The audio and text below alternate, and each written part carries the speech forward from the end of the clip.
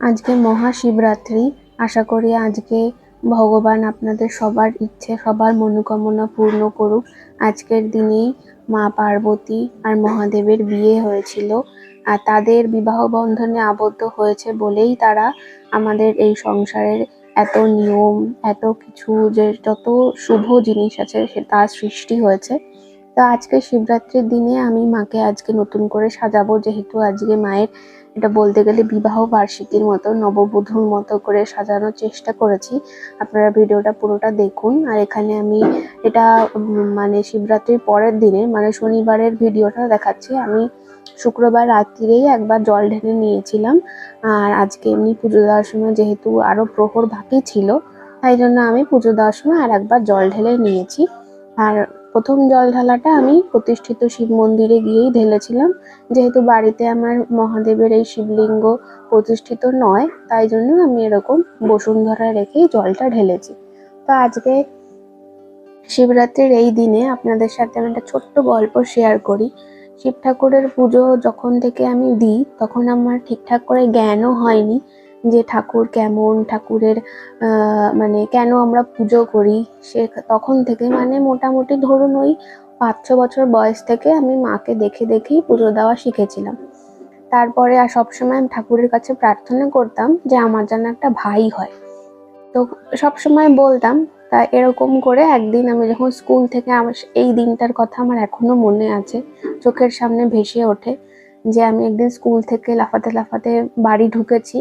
আর ঢুকে বারান্দায়, তখন মানে আমাদের বারান্দা থেকে বাড়ির গেটটা একটু দূরে, সামনে লন মতো ছিল। তা আমি দৌড়াতে দৌড়াতে ঢুকতে দেখি যে বারান্দাতে ছোট ছোট জামা কাপড় মেলে দেওয়া রয়েছে। তখন বাবা অফিসে যেত, আর মা যেহেতু হসপিটালে ভর্তি ছিল, তাই আমি দিদুনের সঙ্গে থাকতাম। তা আমি দিদুনকে তাড়াতাড়ি জিজ্ঞেস করলাম যে ওই ছোট ছোট জামা কাপড়গুলো কার। তখন দিদুন বললো যে তোর তো বোন হয়েছে। আর আমি ঠাকুরের কাছে সবসময় প্রার্থনা করে এসেছি শিব ঠাকুরের কাছে যে আমার যেন একটা ভাই হয়। যেই দিদুন বলেছে যে আমার বোন হয়েছে, সেই শুনে আমি তখনও ঘরে মানে জুতোও খুলিনি স্কুল থেকে এসে।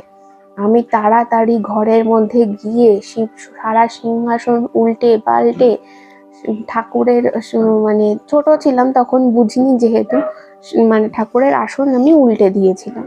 আর শিব ঠাকুরকে বলেছিলাম যে তোমাকে আমি এতদিন ধরে বলেছি যে আমাকে একটা ভাই দাও, ভাই দাও, তুমি আমার বোন দিলে। আমি তোমার সাথে আর কোনোদিন কথা বলবো না, তোমার পুজোও আমি আর কোনোদিন করবো না। এই হচ্ছে আমার শিব ঠাকুরের সাথে তখন সেই না বোঝার বয়স থেকে পুজো দেওয়া, তার সাথে অভিযোগ করা। কিন্তু যখন আমার এখনো মনে আছে সেটা, সেই স্পর্শটা হয়তো আমি কোনোদিন মরার আগ অব্দি হয়তো কোনোদিনও ভুলবো না। যখন হসপিটালে দেখতে গেলাম বোনকে, তখন ওই বাচ্চারা হয় না যে হাতটা আধো মুঠো করে ঘুমায়, তো তার মধ্যে আমি আমার আঙুলটা দিয়ে দিয়েছিলাম। আমিও তখন ছোট, তো ও তখন বাচ্চাদের এটা মানে স্বভাব, যখন এরকম কেউ কেউ ধরে ওরা তখন মুঠোটা বন্ধ করে নেয়। আর ও যখন সেই মুঠোটা বন্ধ করে নিল, তারপর থেকে আর কোনো দিনও আমার মনে হয়নি যে আমার কেন ভাই হয়নি। আমি ঠাকুরের কাছে সবসময় কৃতজ্ঞ যে ভগবান আমাকে একটা বোন দিয়েছে। হয়তো আমি জানি না ভাই হলে কি হতো, হয়তো অন্যরকম কিছু হতে পারতো। তাই জন্যই হয়তো ভগবান আমার কথা চিন্তা করে আমাকে বোন দিয়েছেন। এবং আমি তাই ভগবানকে বলি যে আমার বোনকে যেন সব সময় ভগবান ভালো রাখে, ওকে জীবনের সব সফলতা এনে দেয়। আর আমি এটাও চাই যে আমাকে আমার এই বোন যেন যতই বা জন্মাই না কেন, ওই যেন আমার বোন হয়, কিংবা যদি আমি ছেলে হই ও যেন আমার ভাই হয়। তো যাই হোক, এই হচ্ছে আমার ছোট্ট একটা গল্প।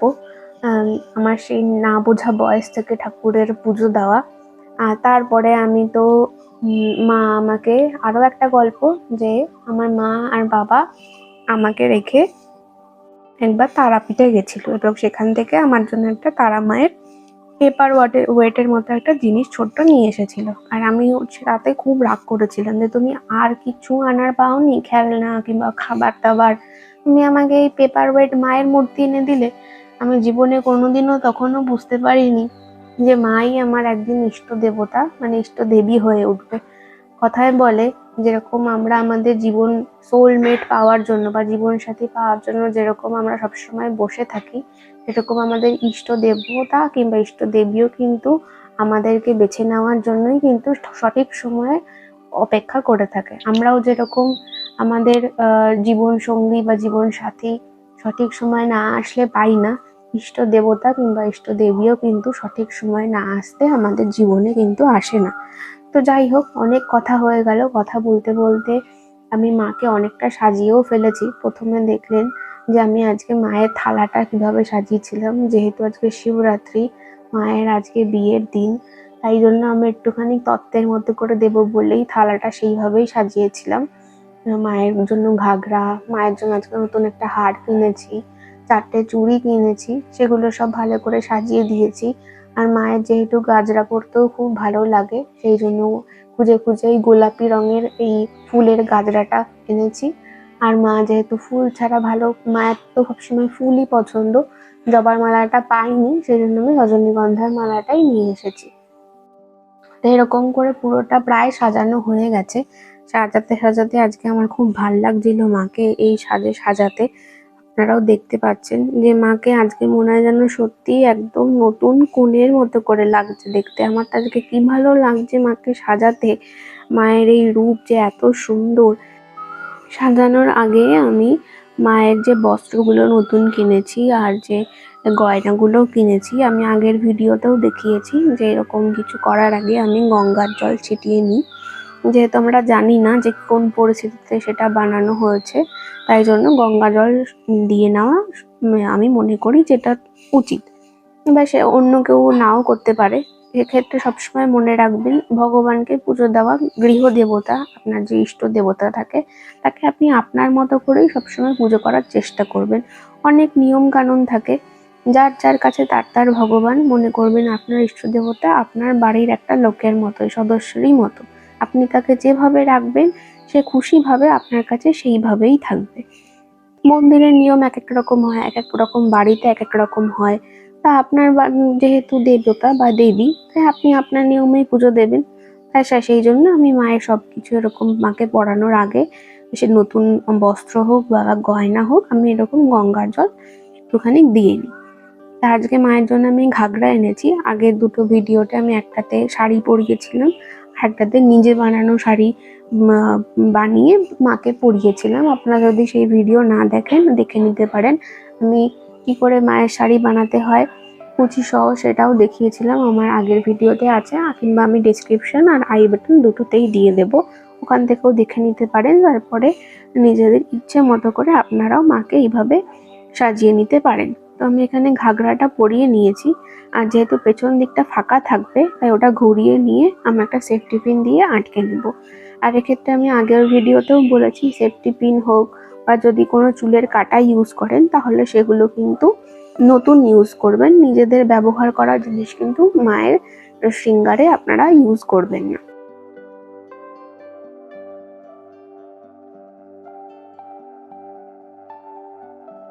এখানে আমি মায়ের আগের হারটা খুলে নিচ্ছি। এই খোলার সময় খেয়াল রাখবেন যে চুলের সাথে কিন্তু এগুলোর হারগুলো জড়িয়ে যায়, তাই খুব খুব সাবধানে এবং খুব আলতোভাবে সেগুলো করার চেষ্টা করবেন, চুল যাতে না ছিঁড়ে যায়। আর যদি কোনো কারণবশত টানা হেঁচড়াতে যদি চুল খুলে আসে, ছিঁড়ে আসে, তাহলে কিন্তু সবসময় খেয়াল রাখবেন সেই চুল কিন্তু আপনি ফেলে দেবেন না কোথাও, আবার মায়ের চুলের মধ্যেই দিয়ে দেবেন। আর যদি ফেলে দেন, তাহলে সেটা খুব সাবধানে দেখবেন যে ওটা যেন উড়ে অন্য কোথাও চলে না যায়, কোনো বাজে জায়গায়। মানে অনেক সময় আমরা এঁঠো কাটা যেখানে ফেলি সেখানেও চলে যেতে পারে উড়ে, সেরকম রাখবেন না। ঠাকুরের পুরনো ফুল, বাসি ফুল যেখানে ফেলেন সেখানে তাহলে ফেলে দিতে পারবেন। আর সবসময় চেষ্টা করবেন যদি ওরকম চুল ছিঁড়ে আসে, তাহলে মায়ের চুলেই আবার দিয়ে দেবেন, আলাদা করে ফেলে দেবেন না। তো এখানে আমি ভাবছিলাম যে বড় হারটা খুলে রাখবো কিনা, তো দেখলাম না, বড় হারটার সঙ্গে এই হারটা ভালোই মানিয়েছে। ওই জন্য আমি ওটা না খুলে এই হারটা ভালো করে সেট করে নিচ্ছি। এটার সাথে টাসেল ছিল না, তাই আমি পুজোর সময় মায়ের জন্য যে মাটির গয়নাগুলো বানিয়েছিলাম ক্লে দিয়ে, তার থেকেই একটা মানে টাসেল খুলে এনেছি, ওটার সাথে এটা লাগিয়ে দিয়ে দেখলাম আর আমাকে আলাদা করে টাসেল কিনতে হতো না। কিনতে ভুলেও গেছিলাম, আর ওগুলো যেহেতু ছিল আমি ভাবলাম পরে তো আবার সুতো দিয়ে বানিয়ে দিতেই পারবো, তাই ওটার থেকে খুলে নিয়ে এটার সাথে সেট করে দিয়েছি। এখানে ওই পেছনের দিক থেকে আটকে দিয়েছি আর একটা সেফটি পিন দিয়ে। অনেকেই বলেন যে কিভাবে এখানে মায়ের গয়না পরাতে গিয়ে না আপনাকে অনেক সুতো ব্যবহার করতে হবে, অনেক সেফটি পিন, অনেক চুলের কাঁটাও লাগবে, সেগুলো আপনারা এক সেট করে মায়ের জন্য কিনে রাখবেন। ওগুলো আলাদা রেখে দেবেন, যখনই মাকে সাজাবেন তাহলে সেগুলো তখন আমাদের কাজে লেগে যাবে। বারবার করে বলছি, নিজেদের ব্যবহার করা কোনো জিনিস কিন্তু মায়ের সাজগোজ করানোর সময় কিন্তু দেবেন না। আমি এখানে মাথার পট্টি যেটা সেটা ওইভাবে সেট করে নিয়েছি, কানেরটাও সুতো দিয়ে বাঁধা। এটা কানের এর পেছনে যে ঢোকানোর যে জায়গাটা, বড় রডটা ওটা ছিল না, তা সেই জন্য আমি সুতো দিয়ে নিয়েছি। আর মায়ের জন্য যে নতুন চূড়টা কিনেছি সেই চূড়গুলোও পরিয়ে নিচ্ছি। আমার এত ভালো লাগছিল, এখন ঠাকুরের গয়নাও এত সুন্দর সুন্দর বেরিয়েছে যে দেখতে এত ভালো লাগে, ইচ্ছে করে সব কিনে নিই। তো যাই হোক, মা যদি সামর্থ্য দেয় তাহলে হয়তো একদিন কিনতে পারবো, সবই মায়ের ইচ্ছা। হয়তো আজকে এইটুকু গয়না পরবে সেই ইচ্ছে ছিল বলেই হয়তো এইটুকুই কিনতে পেরেছিলাম। ইচ্ছে ছিল একটা নতুন মুকুট কেনার, তো যাই হোক হয়নি। আর এই যে যেটা বলছিলাম, এই পিঙ্ক কালারের ফুলটা এত ভালো লাগছিল, যে সাদা রঙের গাজরার যে ফুলগুলো হয় এটা সেই সেম জিনিস, কিন্তু দেখলাম পিঙ্ক কালারের। আমাকে বললো এগুলো নীল রঙেরও হয়, কিন্তু সেগুলো চলে বিক্রি হয়ে গেছিলো বলে আর নিতে পারিনি। তাই দেখলাম এই গোলাপিটা একটাই পড়েছিল, হয়তো মা পড়বে বলেই হয়তো একটাই তখন ছিল, সেই জন্য একটা নিয়ে এসেছি। আর জবার মালাটা পাইনি বলে আমি রজনীগন্ধার মালাই নিয়ে আসলাম। আর এই যে এখন লাল চুন্নি দিয়ে দিচ্ছি আমাদের এই কনের একদম শেষ সাজানোর যে বস্ত্র, এটা দিলে একদম আমাদের নতুন কনে আজকে রেডি। তো আপনারা সবাই দেখবেন, আশা করি আপনাদের ভালো লেগেছে মায়ের এই রূপ। আপনারা সবাই ভালো থাকবেন, মা যেন সবার মনোকামনা পূর্ণ করে। আমার ভিডিওটা ভালো লাগলে আমার চ্যানেলটিকে সাবস্ক্রাইব ও ভিডিওটিকে একটা লাইক করে দেবেন এবং সবার মাঝখানে শেয়ারও করে দেবেন।